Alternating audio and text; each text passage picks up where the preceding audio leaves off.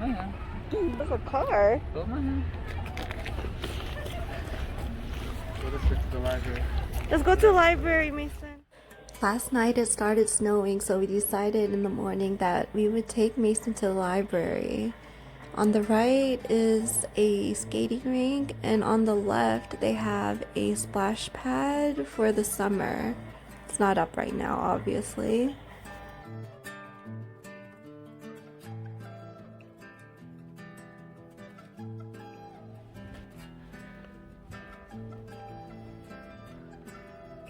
And we returned the books in the little green monster over there. We let Mason do it just so he feels like he's helping out. Good job.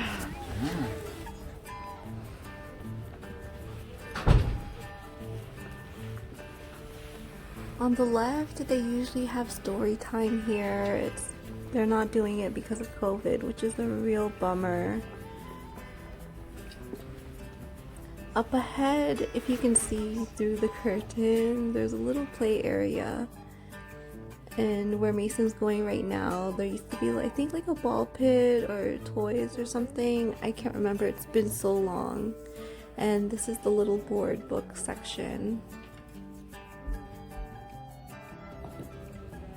It's kind of funny because when he was an infant, we would get children's books so I could read to him every night, but now that he's older and he can look through the books, he's using board books because he'll rip the pages. He loves to climb these stairs. Upstairs is where I usually get my books for crocheting.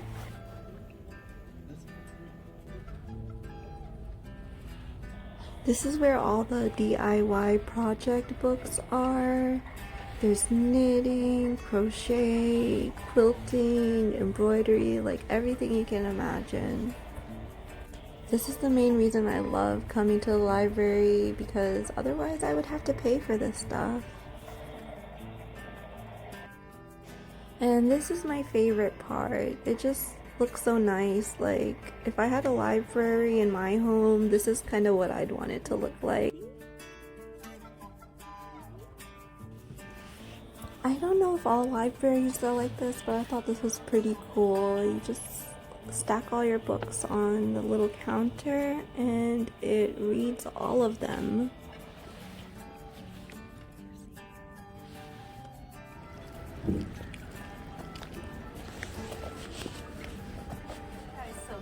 Fell asleep for his nap. I apologize if you can hear the white noise from his baby monitor, but he needs that to sleep.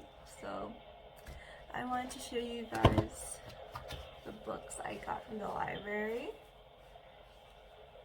I know some of them are upside down, but I'll go through them. I just wanted to mention how I pick his books.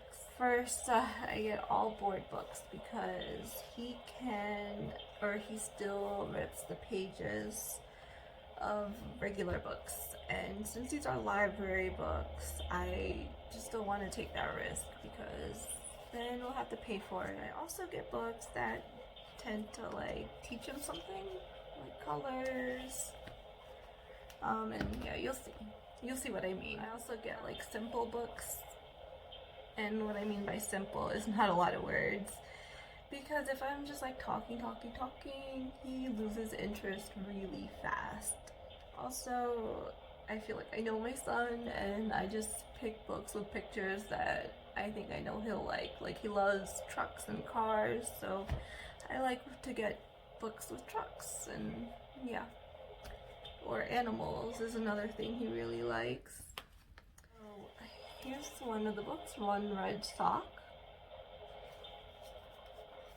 And this is one just mainly about colors. This one probably has the most words out of all of them.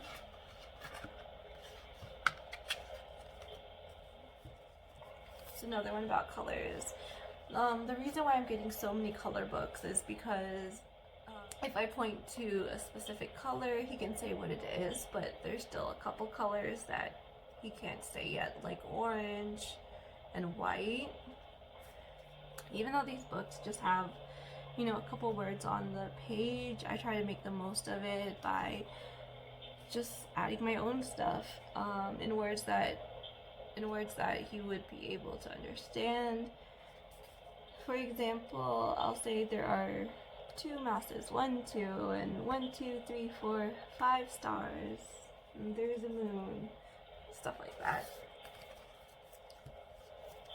This one's a counting one. He can't count to 5 yet. He knows 1, 2, 3, but he can only say the number 2. If that makes sense. This is my favorite one from the books we got during this trip. Michael actually read this to him the other night and was teaching him the yoga poses. It was so cute. Here's just a couple of the poses. I guess this isn't one that we would like actually read, but do with him. And the last one, this is actually our second time checking this book out. I just think it's really cute, and with the pictures of different foods.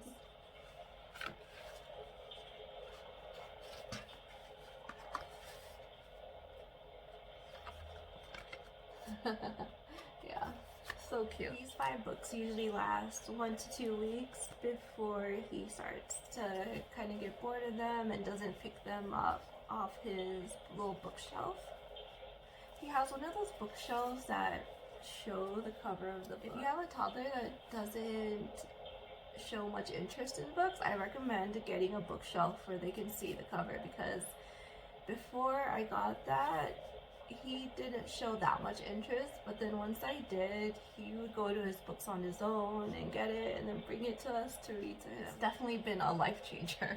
And this is not toddler related, but as you can see by my yarn collection that needs some organizing, I like to crochet, so I got a couple books. If you knit or crochet, you kind of need a pattern.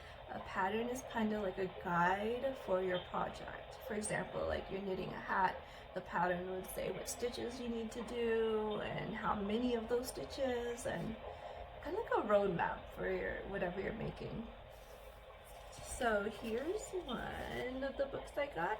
The reason I get these books at the library is because online, each of the patterns can cost like $2 to $6. You can find some free ones, but sometimes they're not that good or they're hard to understand. If they're in books, they must be good enough because someone took the time to print it out, and yeah.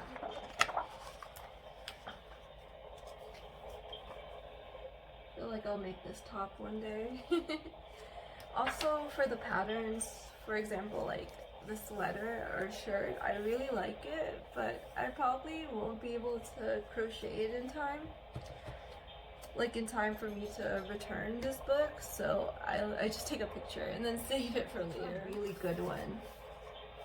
I wish I had this when I was learning to crochet, because they just talk about the different kinds of hooks, and the hook is what you use to crochet, and the different kinds of yarn. Let me show you a couple patterns on this one. I feel like I'm gonna do a lot of these. So here's like here's coasters. There's a really cute hat. Oh, this one. Oh, this cow. I'm really into crocheting cows right now.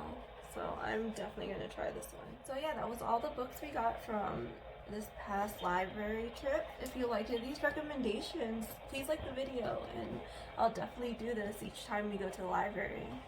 Thanks, guys.